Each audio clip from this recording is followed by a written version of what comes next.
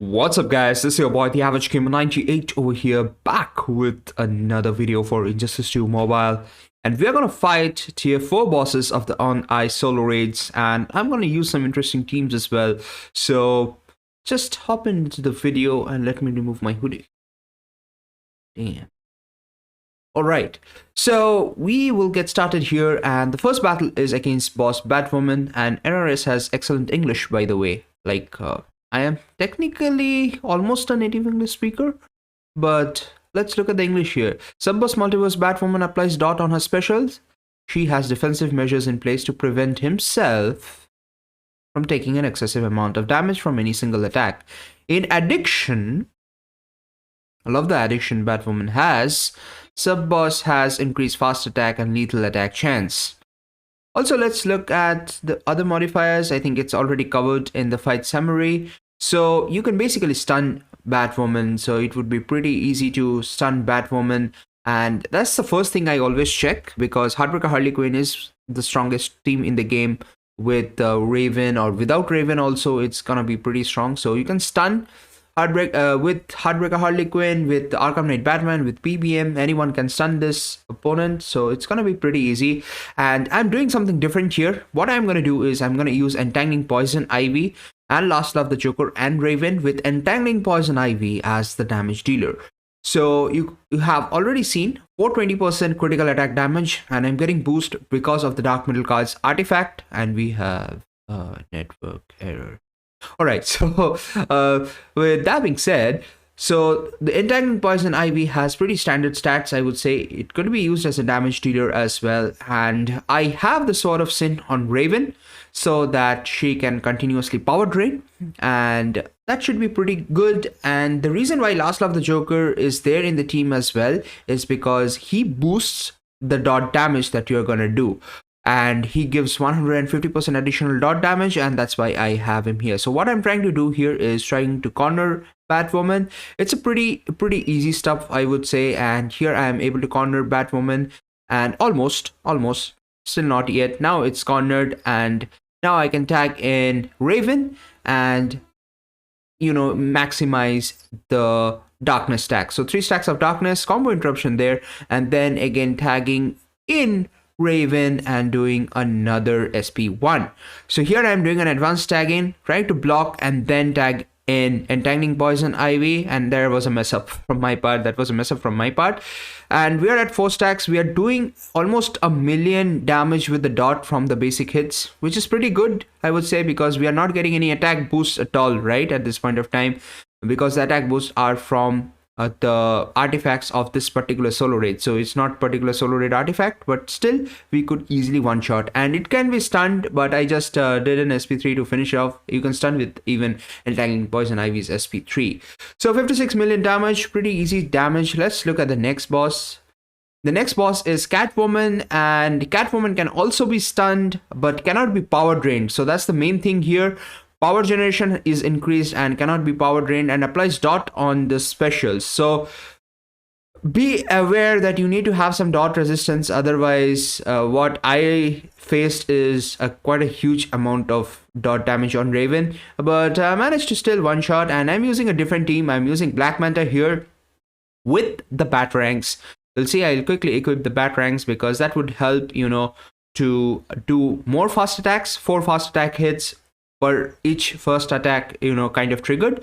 So pretty easy stuff. And since this can be stunned, SP3 of Black Manta is gonna stun as well. So you can use Black Manta with, you know, Green Lantern as well, and 37 million should be pretty easy if your Black Manta is kind of maxed out.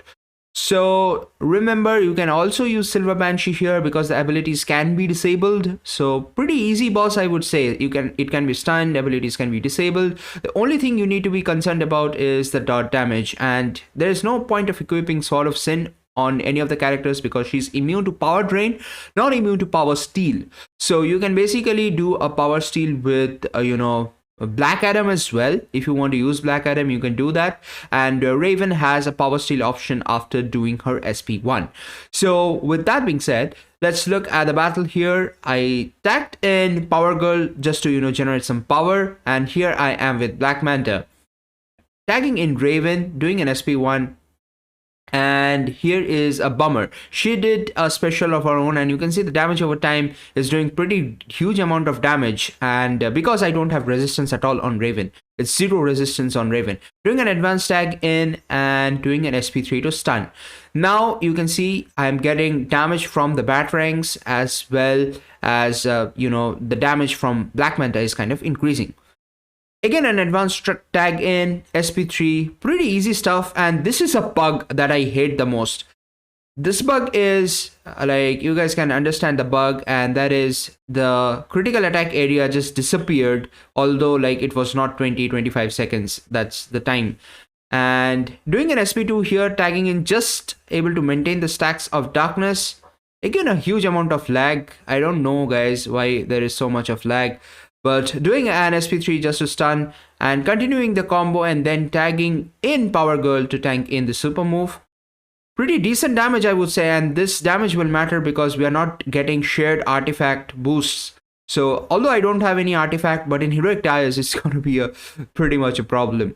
So another SP3 stunned again, and the critical attack zone is not there as well. So we are going to continue with the combo and then tag in Raven to refresh the stack of darkness. Here we press SP1 and the darkness is refreshed, and doing an advanced tag in. So SP3 again should be pretty easy stuff, and that area again, critical attack area, disappears. Man, that's pretty bad. That's pretty bad. I hate it, but it's a pretty easy win. 37 million damage can be done pretty easily. Let's move on to the next boss. The next boss is Martian Manhunter with 23 million health. Opponent abilities or basic abilities may also damage tagged out teammates, which I always hate, but it won't do a lot of damage in normal raids, but in heroic it could end up doing a lot of damage. And immutable target specials and attacks may not be disabled. It means Silver Banshee is just rest in peace here. You cannot use Silver Banshee at all. It can be stunned, so no harmonious modifier, can be stunned, so pretty easy, I would say again. But I wanted to complicate stuff. I definitely wanted to complicate stuff, and that's why what I did is I went with Raven, and I was confused for quite a while. I initially thought I'll use Nightwing, but I ended up using Predator Batman. So this is the stats of Predator Batman, and I have Dark Metal cards on Predator Batman. 7.4k attack with let's look at 150% boost and a total of 450%, I think, critical attack damage on Predator Batman, which is pretty awesome. And Martian Manhunter can be power drained as well, so I have the Sword of Sin on Raven. So let's get the battle started here. Again, a bit of showing of the stats there. 7.4k attack. Let's move on. Let's start off with PBM being tagged in. And here we go. So we are tagging in Raven, enough power. Let's do an SP1 and Sword of Sin effect kicks in. So it's a pretty easy fight at the end of the day, but Martian Manhunter blocks out of the blues, guys. You will see in a second why I'm mentioning that. That was a weird play from my end, mistake from my end, I would say. Once cornered, I can do an advanced tag in, and here I'm doing an advanced tag in, and the first SP3 from Predator Batman, doing close to 2 to 3 million damage, 5 stacks of darkness, and I'm continuing a combo. And here Predator Batman tags in, does another SP3 that's over 4 million damage, advanced tag in again, and add SP1 from Raven, refreshing the stacks of darkness, maintaining the advanced tag in. And there I kind of messed up. Look at that one mess up because the power bar was not complete, and he starts blocking out of the blues, and it's a complete mess up of the pip. But fortunately I could maintain the stacks of darkness, and then I'm able to corner him again. And why the block out of the blues, guys? I didn't understand the block out of the blues, but okay, it's okay. I mean, pretty easy boss at the end of the day. The stacks kind of disappeared, rather the area of critical attack damage kind of disappeared. I still have no idea why. I think it's a bug because it's not lasting 20 odd seconds, 23 seconds that it is supposed to last, and it jumped on the advanced tag in. I still don't know how he's doing that, but he's doing it. Oh man, it's ridiculous. Trying an advanced tag in again and fail again. I'm trying to tag in Batman, it's not tagging in Batman. finally tagged in, and here we go. We are finishing it off with over a minute to spare. So pretty easy battle, I would say, at the end of the day, with Predator Batman being used with Raven. So we are gonna wait for the next bosses. Should be pretty easy bosses, I believe, till now, because we are in normal raids, and I'm gonna come back with the next video for the solo raids as well. So hit that like button, the subscribe button if you haven't done already. This is your boy, the Average Gamer 98 over here, signing off. You guys take care, and I'm gonna see you in the next one. Peace.